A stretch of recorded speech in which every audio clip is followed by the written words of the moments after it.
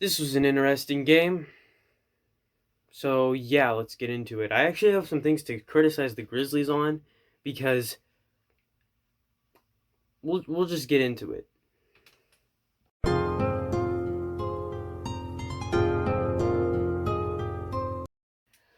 The refs were terrible going both ways.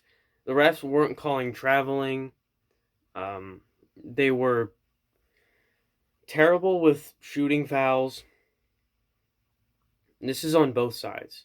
Although they didn't really call traveling, it was really the Grizzlies that they didn't call traveling on, but the Pacers usually don't get traveling calls in the first place in any game, but they just weren't calling anything. They swallowed their whistles. Sometimes they should have swallowed their whistles, like when guys are trying to draw fouls. Yeah, you kind of swallow your whistle there. But sometimes they didn't. And then they would randomly not swallow their whistles during things and just make really bad calls. Like that Sabonis one where he was somehow fouled and then they reviewed it and they still said it was a foul. I feel like these refs just got off to a really bad start and didn't want to look stupid, so they just said they call stands, which makes them look even more stupid. Like I feel like refs think that if they say that the challenge is good, then like they're going back on themselves or making themselves look bad. But no, um, being a ref and admitting when you're wrong is actually probably the best thing you can do as a ref because then you're willing to admit when you make a bad call. And if you're not apologizing all the time, then you usually don't make bad calls. So, yeah, let's just get into the next segment.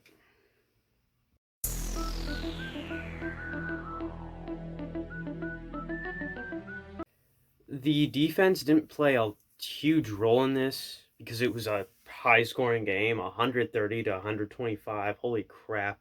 These guys hit 100 points before the fourth quarter. The Pacers scored 45 points in the first quarter. Like, this was just an insanely high scoring game. So the defense kind of took a back seat.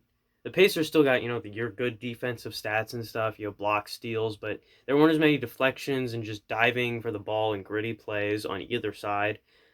Part of that is probably because Miles Turner is not there, so they can just drive to the hoop a lot more. Although Goga is actually building up his own reputation, but it took Miles leading the league in blocks and putting up elite defensive numbers from blocking for multiple years for the league to start taking notice. So it's going to take Goga about the same amount of time for guys to start, game planning around his defense.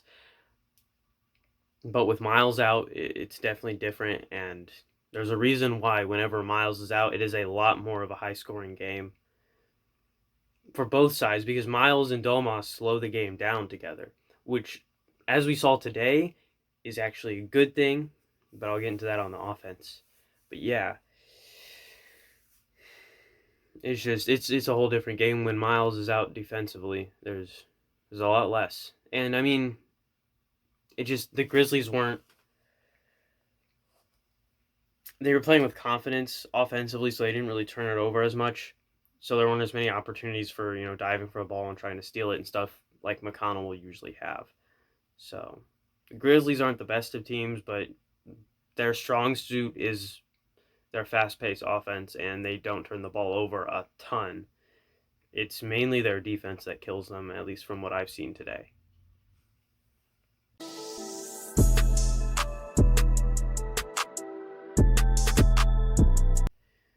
The offense was good.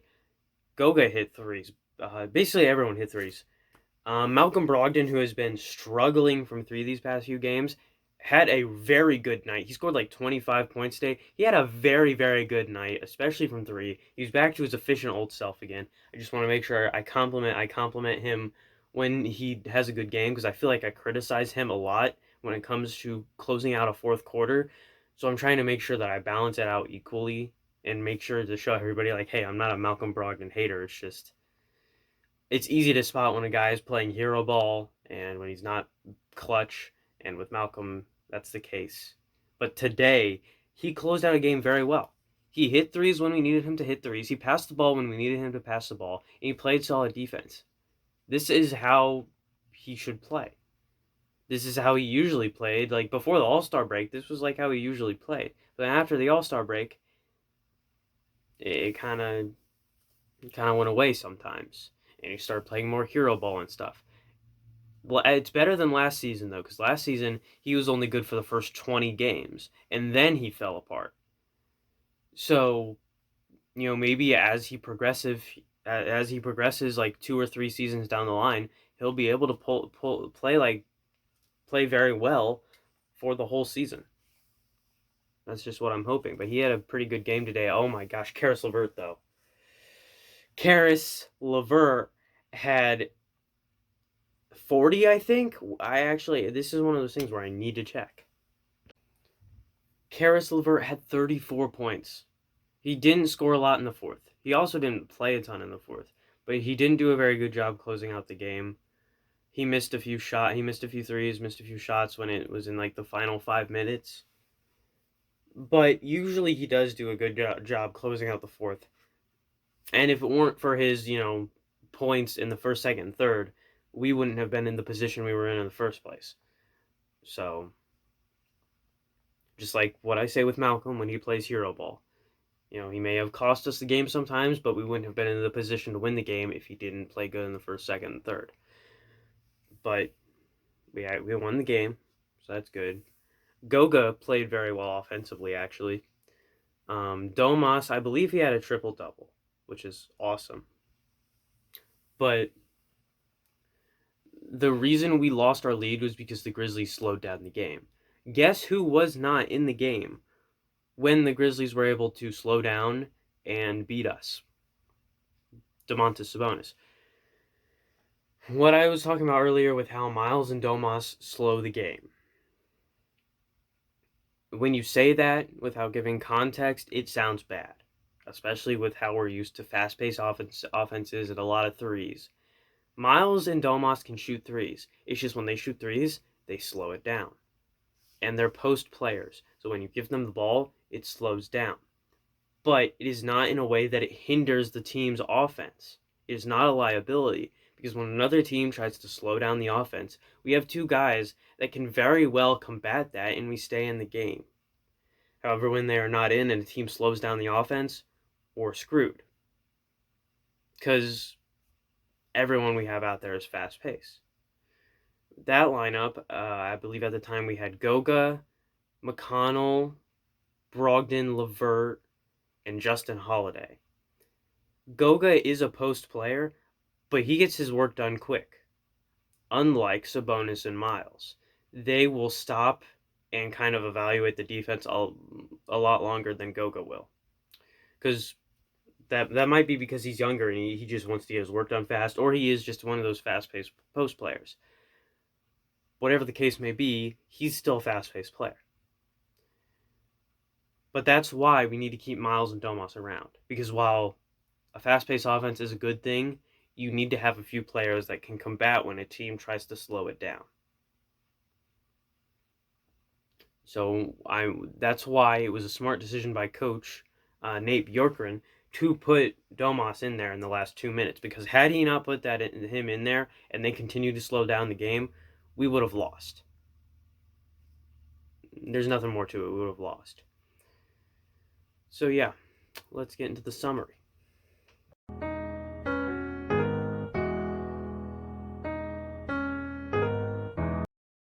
The summary, I actually want to criticize, I think it was John Morant who did this real quick. Yes, it was John Morant. When there is 9 seconds left on the clock, usually it is not the smartest decision to try and draw a foul when you can shoot a three and the defender is to the right of you and not very well contesting the shot.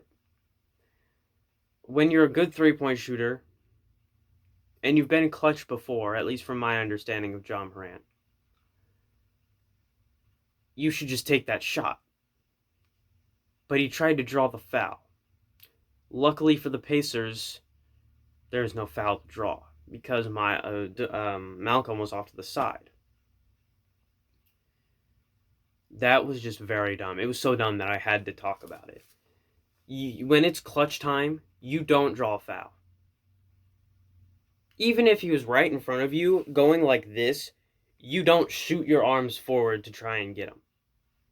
Because chances are when you're coming down, he's going to hit you. You shoot the shot. Now, I know to some newer basketball fans or some basketball fans who don't really care, it's partially a pride and respect thing. You don't try and draw a foul when it comes down to the line. You play a game. You don't be soft. You don't draw a foul. That's bad basketball. You don't do that.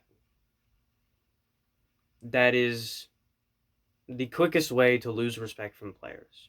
And losing respect from players means they're going to come at you and play you as hard as they possibly can. And that's going to make the game 10 times more difficult when you have a target on your back. Hopefully, Ja doesn't develop a reputation for this. This is the first time I've seen him do it, and the Pacers have played him like 4 or 5 times. So,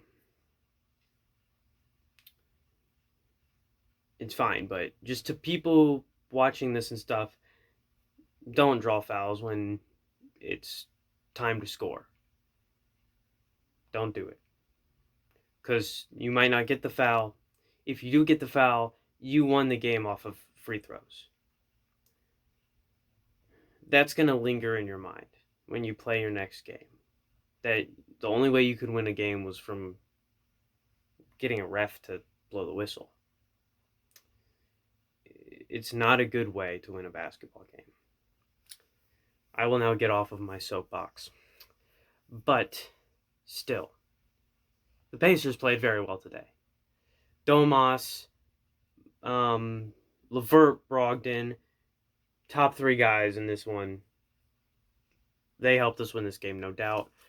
McConnell was good. Justin Holiday, I did not check his stats, but it didn't seem like he scored a bunch. He had that putback dunk that gave us a 3-point lead, and then he had that dunk from that Brogdon lobbed from half court.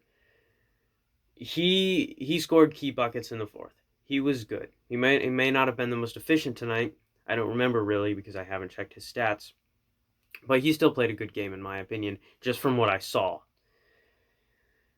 TJ McConnell, in normal TJ, he hustled, he played grit and grind. He would have actually been perfect for the grit and grind I almost said Grizzlies. For the grit and grind Grizzlies of, the early to mid 2010s. He would have been a perfect player for that system. Him and Zach Randolph and Marc Gasol and Mike Conley, that would have been a killer lineup if we're talking about TJ McConnell today. At least from what we have seen prime TJ McConnell. With all of them, that would have been awesome. But yeah, TJ played how TJ plays. Edmund Sumner had a good game. Really, nobody had a really bad game. We just need to work on closing out. But we've progressed a lot from when we first came out of All-Star break, and we were really struggling, and we were losing games because of the fourth quarter. If we look at that and we look at now, we have improved a lot. I feel like we don't give our guys credit sometimes when they make smaller steps to try and improve. But compared to earlier, they've improved a lot. And that's good. Because they need to ride this momentum and improve even more. And I also feel like we're so busy reminiscing about 2017, 2018 that we don't realize what that team started out as was just a fun team to watch. Now, I know this is late in the season, but this team is a fun team to watch. They can play so many different styles and win games playing so many different styles when they're healthy. They can grind. They can hit threes. They can play post games. And watching Levert when he has it, when he is in the zone, his arsenal of shots rivals Paul Pierce in 2008. Prime Paul Pierce, he had such an arsenal of shots that he could take. Mid-range, inside, three-point. He had so many shots. He could contort his body in weird ways to make inside shots. Levert, when he has it on and he's in the zone, he looks like that. Only difference is he is more athletic. He's faster and he can jump higher. I think Caris LeVert is the future of this team. He's young. He's on like a 3-year deal. We need to keep him. And in the past, we've had a really good regular season team, and then we suck in the playoffs. And when this team has its backs against the wall, usually they play good. Because we have a lot of guys on this team that have had to play good when their backs are against the wall. Edmund Sumner, TJ McConnell, Caris LeVert, Malcolm Brogdon, Domantas Sabonis, Miles Turner, Goga Batadze. Who else? I mean, Justin Holiday, Aaron Holiday. Those are all guys that have grinded their way into the league. Second round picks, labeled as busts, started out as like a late 20s pick. All guys that worked their way into a rotation. None of them were just given a spot on a team immediately. None of them were a high pick. None of them have gotten a ton of media credit. All these guys have had to play when their backs are against the wall and when they have to be clutch.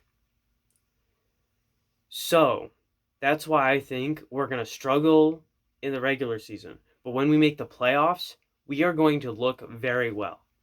Because like the 8th seed Knicks, the Miami Heat, all those teams had guys that had to fight their way into the league, with the exception of Patrick Ewing on that Knicks team. Most of those rosters had guys that fought their way into the league and fought their way into a rotation. That's why they performed well in the playoffs. And that's why this team is going to perform well in the playoffs. Or a play-in game. Whatever. I don't care. But that's just how I feel after kind of looking at this team a little bit. And I've watched a lot of Pacers. I'm telling you, that's how this team is. I could be wrong, though. I often am, but I am also often right, so we'll just have to see. See you guys next time. I know this was a really long one, but as always, I'm not funny. And see you guys tomorrow when the Tigers play, and I have football conditioning. I gotta wake up really early today, so wish me luck. Love on each other, as in, like, tell each other they love. I don't know, like, who the person is, so the fuck you doing? The fuck you doing?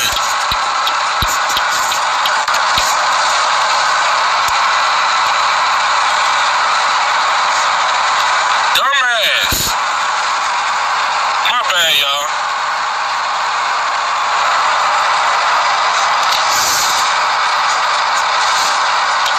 That just pissed me off.